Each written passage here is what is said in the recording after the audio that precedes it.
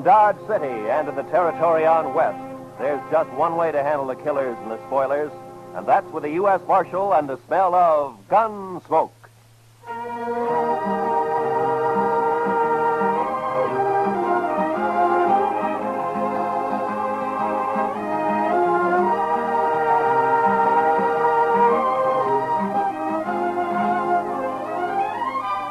Gunsmoke, starring William Conrad. The story of the violence that moved west with young America. The story of a man who moved with it. Matt Dillon, United States Marshal.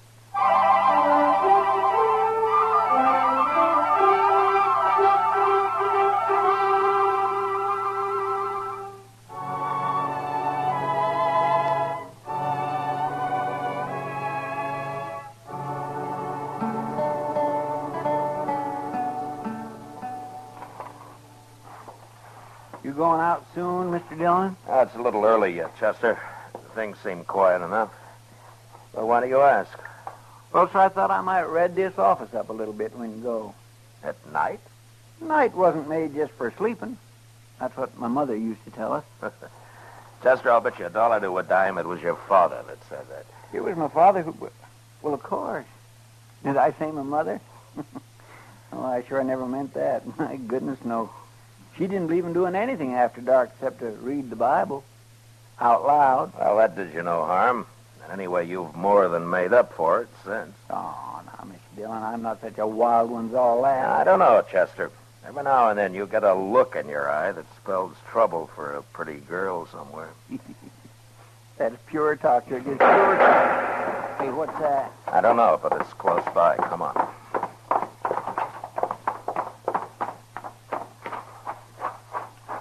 There. Look, right in the street. Yeah, I see him. But there's no one else around. Take a look down the alley, Chester. Yes, sir. All right, Shaw. Shaw? Shaw, you bad hurt. Shot me right in the back, Marshal. Must have been in the alley there. Any idea who it was? No, sir. None at all. I'm bleeding some, Marshal. Yeah, I know. Well, we better get you right up to Doc's. He can work on you better there. All right, a couple of you men, pick him up and follow me, huh? All right, yeah. Take it easy, fellas. All right, go down.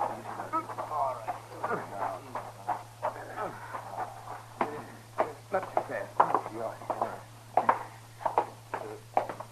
Didn't see a thing, Mr. Dillon. I went right to the end of the alley, but there was nary a soul in sight. Well, there's no use running around in the dark looking for him now.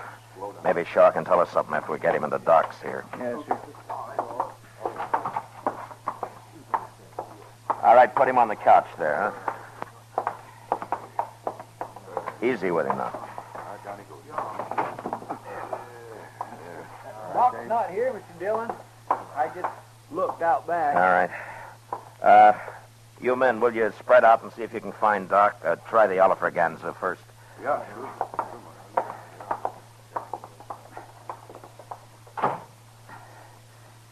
Do something for me, Marshal. Now, don't you worry, Shaw. Doc will be here soon, and he's patched up a lot of men worse off than you are. Is there anything I can do, Mr. Dillon? Yeah, here's his coat. Put it on the chair over there, huh? All right, sir. Shaw, do you mind if we talk while we're waiting for Doc? If you're wanting to know who did it, Marshal, I haven't an enemy in the world to know. Yeah, I know. But has anybody at all said anything lately or done anything that might have led to this? No. Or did you see him at all? No, sir. But I did hear him say something about Stone, Marshal. That's all I heard. Stone. Is that a man's name? Could be. Anyway, that's all I heard. Maybe thought I was somebody called Stone. I don't know. Well, I don't know of any Stone. Not around here, anyway. No. Do you, Shaw? No, I don't. I'll see who that is, Chester. Yes, sir. Now, you let me know if there's anything I can do for you, Shaw. Sure will, Marshal. Thank you. I'll give it to him. Bye. Shaw, I found a hat out there, Shaw. Figured it must be yours. No. I'll put it over here with your coat. Is that your hat, Shaw? Yeah, it's mine, all right. Hey, they found him, Mr. Dillon. He's coming across the street right now. Doc! Hey, Doc! No, he can't hear you, Chester. The window's closed. Oh. Yeah. Come on, let's get out of here. The doc will be right here, Shaw. Wrong, Shaw. So long.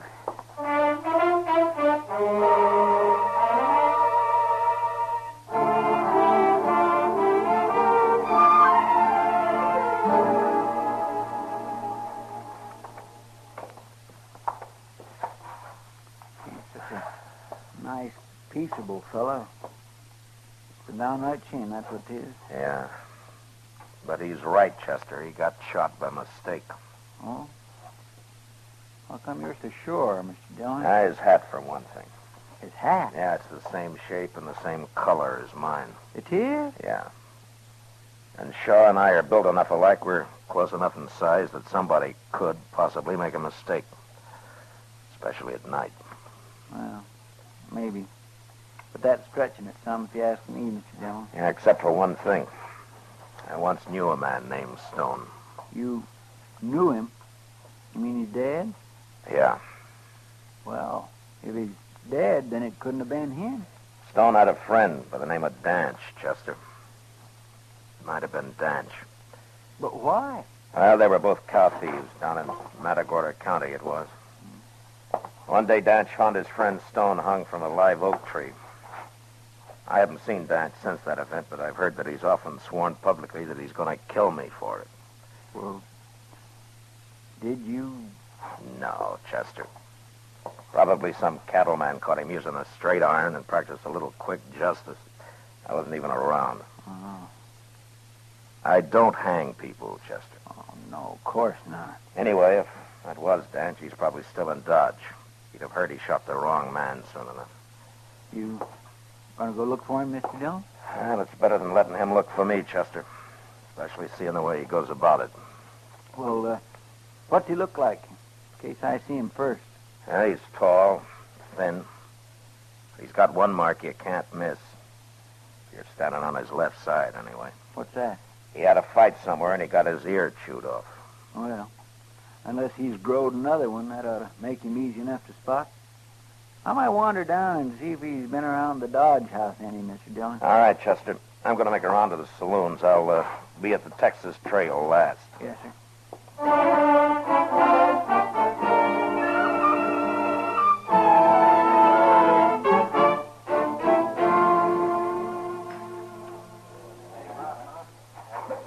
You sure you don't want a drink, Matt? No, not tonight, Kitty. You must be expecting trouble. Yeah, maybe. Kitty, tell me something. Have you heard the name Danch around here lately? Dance? Yeah. No, I haven't. What's he look like, Matt? Well, he's a tall man. He's missing an ear. Oh, yeah. I saw a fellow like that a couple of nights ago. He was in here real late. Was that so? Yeah. You haven't seen him since? No, but I could ask the other girls. Hi, Mr. Dillon. Hello, Miss Kitty. Hello, Chester. Mr. Dillon, you know that cheap rooming house out the edge of town, the one they call the Prairie Dog Hole? Yeah, what about it, Chester? Well, sir, I went to every other place, and then I tried it just on a chance. Sure enough, he was there. You mean you saw him? Oh, no, sir, he's gone. They said he rode in after dark last night, and he left before dawn. He hasn't been back since, and he took his horse with him. Yeah. So, maybe it wasn't him after all? Maybe not, Chester. But I think I'll keep sniffing the air just the same.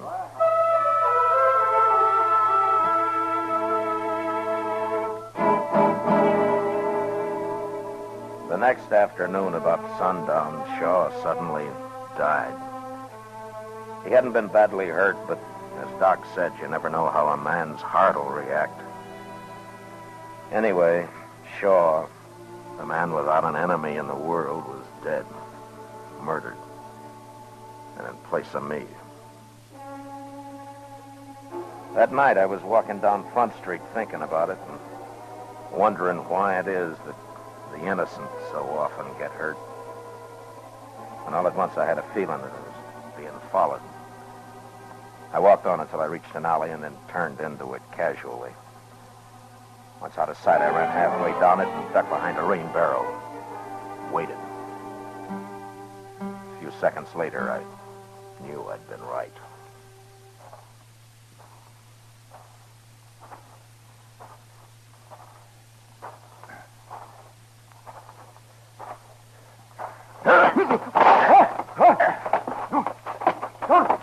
Don't kill me. Don't kill me, Marshal. Oh, no. Well, that depends on you, mister. All right. Now, come on, get up. Yeah. You got my gun. I'm unarmed. It went off when you jumped me, that's all. Shut up. And turn around.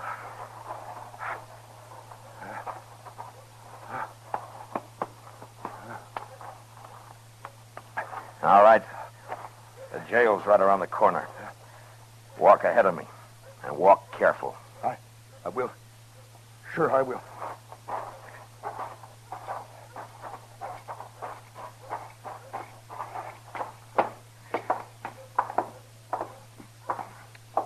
All right, that's it.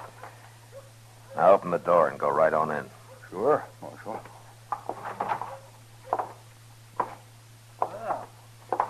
Who's this, Mr. Dillon? I don't know. Who are you, mister? My name's Lee. Lee what? Bill Lee. All right, Lee. Now, why did you follow me down that alley with a gun in your hand? Oh, I wasn't following you, Marshal. No? Well, what were you doing? Well, I was just... it was dark down there, and I didn't want to take any chances. All right, Lee. Did you shoot Shaw last night? Oh, that fella got shot? Yeah, that's the one. No, Marshal. Why would I shoot him? There's no reason. None at all. You made a bad mistake. Look here, Marshal. You can't drag me in here and accuse me. Shut up! Now, all I want out of you is one thing. Did Danch hire you to kill me? You got nothing on me, Marshal.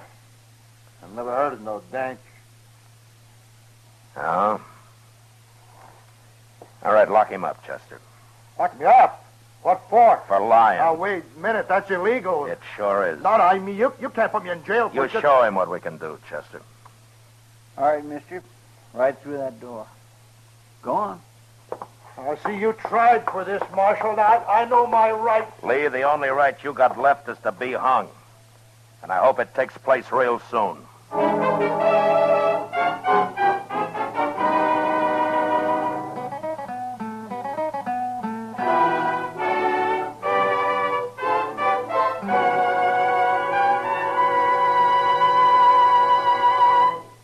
We will return to the second act of Gunsmoke in just a moment. But first, a reminder to all vacation-bound Americans. Blood donations fall off in the summertime. Blood is vital to the saving of American lives. Give a pint of blood. Ask anyone who has. It's simple, painless. Make an appointment with your local Red Cross chapter. Give a pint of blood and save a life before you go on your summer vacation. Now, the second act of Gunsmoke.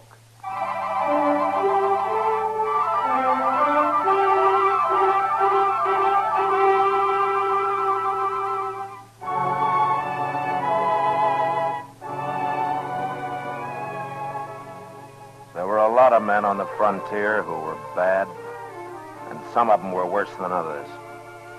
But I always felt the rottenest kind was a man like Lee, whose guns could be bought.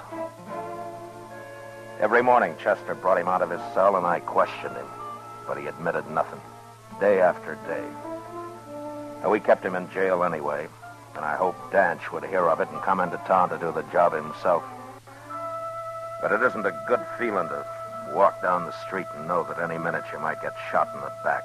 And finally, I got tired of it. I wanted to know where Danch was. Go ahead, Lee. Here he is, Mr. Dillon. You're wasting your time, Marshal. For the last time, Lee. You going to tell me where Danch is? I've told you 100 times. I don't know Danch. Where'd he make his deal with you? I don't know nothing about no deal. I'm an innocent man, Marshal, and as soon as I get out of here, I'm going to write the government about you. Well, when you do, tell them how you messed up killing me. I'll tell them nothing. I mean, I'll fix you, Marshal. Yeah, sure. Tell me something, Lee. How does it feel to kill a man for money? Don't look at me, Marshal. Nobody's paid me nothing. Yeah, but what about you? You get paid for shooting people. You get paid regular for it. Lee, I'm going to hit you right on the head and drag you back to your cell. Sure. I'm not armed. And I won't be armed Now, either. wait a I'll minute, just smack Chester. you. Wait a minute. All Let him right. be. But that kind of talk just makes me boil. Yeah, I know. But I got a better idea of what to do with him. What? Now, we're not getting anywhere this way. Lee just isn't going to tell us anything. He's got his mind made up. I don't know anything, I told you. So keeping him locked up isn't going to help. You don't mean that... Yeah, turn him loose. Oh, no. Well, about time. You can't do that, Mr. Dillon. He'll just try to kill you again the first chance he gets. Maybe. But, Mr. Dillon, I don't... All think right, it's good go chance on, to- Lee. You're free. Now get out of here. You really mean it, Marshal? You heard me. There's your gun. Take it. Don't pick it up by the butt.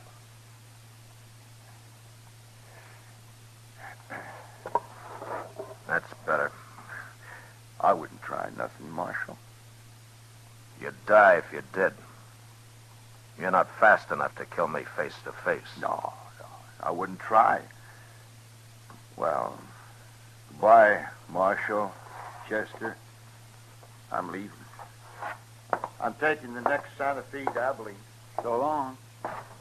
Oh, Lee, Yeah? there's just one thing. What?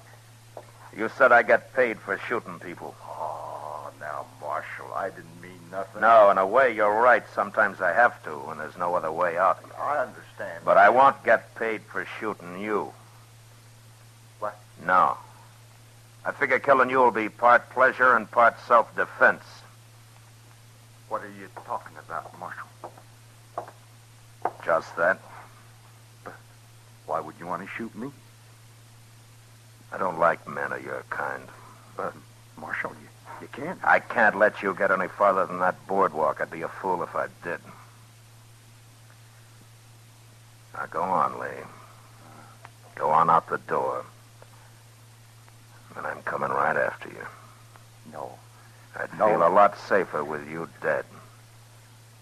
Go on now. I'm staying right here. All right, then I'll kill you right here. You're armed. No. I'll give you my gun. Don't touch it. Don't kill me, Marshal. Don't kill me. I'll tell you anything you want. It's too late. Oh, no, Marshal. You'll probably lie anyway. No, I won't. Listen to me. Dance is down the Santa Fe Trail about 75 miles across Cimarron, a place called Wagon Bed Springs. He is, huh? Yeah, he's waiting there for me. He's waiting to pay me when When you kill me. Is that right? I'm not going to kill you, Marshal. No. Take his gun, Chester, before he changes his mind. He's a pretty brave man. Sure. Take it here. There. I told you. Let me go now, huh? You know, Danch isn't going to like your having killed the wrong man and me still walking around in good health, Lee. I hadn't thought of that. No. And the law wouldn't like it if I turned a murderer loose. So lock him up, Chester. You know the way, Lee.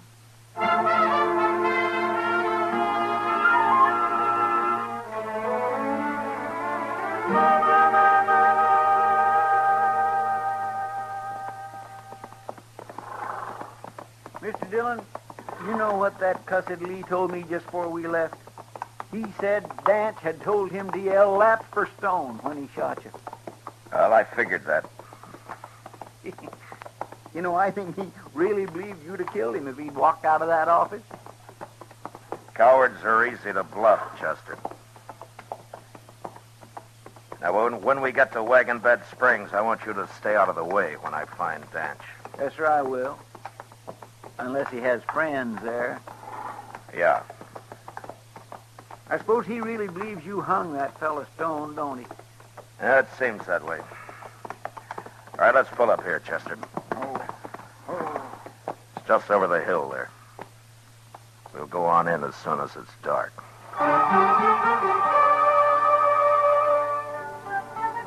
Wagon Bed Springs boasted a hotel with half a dozen rooms, a restaurant, and 2 saloons, all built of adobe. They were just a stopping point for bull whackers and mule skinners driving their freight wagons along the Santa Fe Trail. And such men didn't carry much money with them.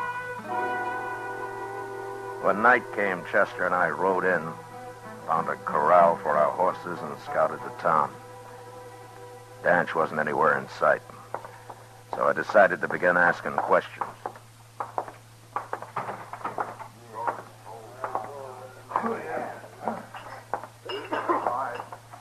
Beer or whiskey, man? Beer. Same for me.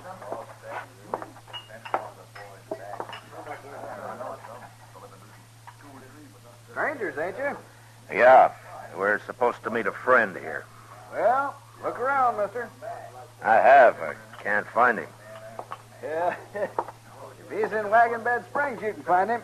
There you are. Thank you. This ain't a big town like Dodge and them places. Wished it was. You know, I'd like to see Dodge sometime. That's where my friend may have gone.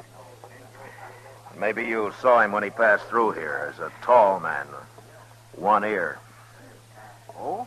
Calls himself Danch. Oh, sure. I know him. Yeah, he was here quite a while. But he left. Just yesterday. He's gone to Texas, mister, not Dodge. Now, is that so? He tell you that? That's what he said when he left. All right. Thanks. Sure. Staying here long? Not long. Here's for the beer. We'll be back as soon as we eat. Good.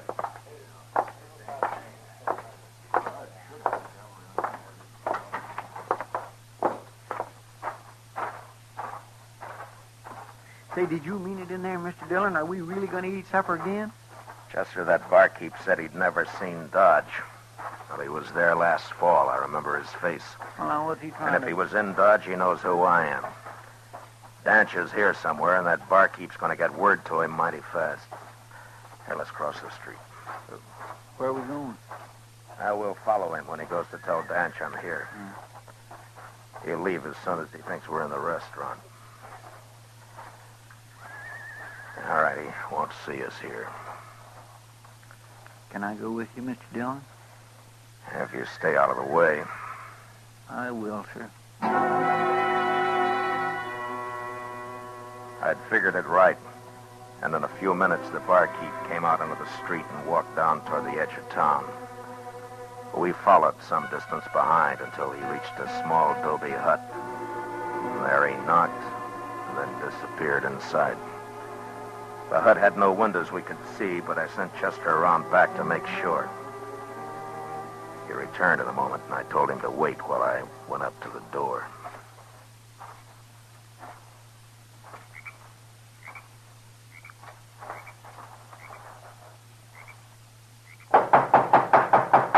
Who's that? You're trapped, Danch. Come out with your hands up. All of you here, you fool. I didn't see him. He said he went to supper. I ought to kid you. I got nothing to do with this. I'm getting out of here. Go ahead, get out. Marshal! Marshal, I'm coming out. I ain't even armed, so don't shoot. Okay. Come on. Go on. You got to open it more than that, Danch. I can't get out. All right, keep your hands up. Chester, I'll take him. keep an eye on him. Come on, you. I won't do anything. He paid me to warn him, that's all. Danch, you're in a bad spot. You can rot in there. I don't suppose you'd give me a fighting chance any more than you gave Stone one, Dillon. I was in Galveston when Stone got hung, Danch. That's a lie. It doesn't matter. How come you hired Lee to shoot me? You lost your nerve? How many cattlemen in Dodge, that's why. Yeah, I forgot your reputation with cars. And I don't care how you die anyway. Yeah, you talk big for a man who's practically buried. I'm coming out, Dillon. And I'm coming with a gun. You better not do it, Danch. I'll have to kill you. I'd hang anyway. And I just might get you. I backed off around the corner of the hut and waited. Danch opened the door wide, and he suddenly sprang out, a gun ready in each hand, expecting to face me. He stood there for a second before he realized that he'd been trapped again. And then he made his choice and started for the corner of the hut where I was.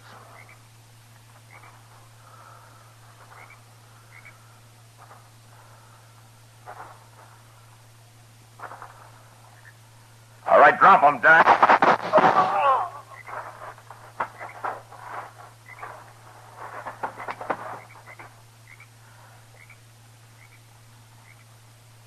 Dillon? Okay, Chester. Is he dead? Yeah. Well, he tried to kill you, Marshal. It was self-defense, pure and Oh, simple. shut up. What'll we do with this man, Mr. Dillon? Let him go, Chester. He's just scum. All right. And you bury him, mister. He paid you. Yes, sir. I'll take care of it. And if I ever see you in Dodge, you'll go to jail. Oh, no, sir. I wouldn't be coming in. Come on, Chester. Let's get out of here.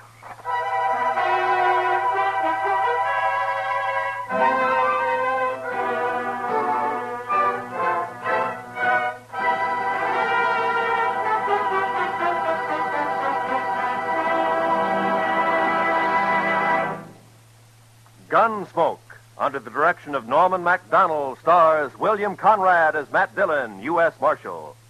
Tonight's story was specially written for Gunsmoke by John Meston, with music composed and conducted by Rex Corey. Featured in the cast were John Daner, Vic Perrin, Harry Bartell, and Lou Krugman. Harley Bear is Chester, and Georgia Ellis is Kitty. Gunsmoke has been selected by the Armed Forces Radio Service to be heard by our troops overseas. Join us again next week as Matt Dillon, U.S. Marshal, fights to bring law and order out of the wild violence of the West in Gunsmoke.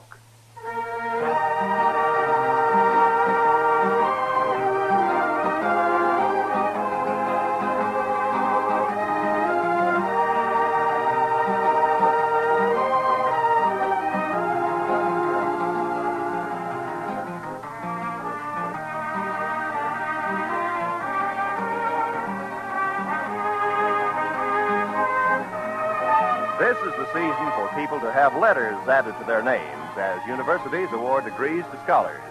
Here on CBS Radio, we're having a somewhat similar procedure. This Monday, the letters KQV, WHYN, and KTHS will be added to CBS Radio. Yes, on behalf of our affiliated stations from coast to coast, CBS Radio welcomes to the network where America listens most, station KQV in Pittsburgh, station WHYN, serving the greater Springfield-Holyoke area, and radio station KTHS, serving Little Rock, Arkansas. This is Roy Rowan speaking over the CBS Radio Network.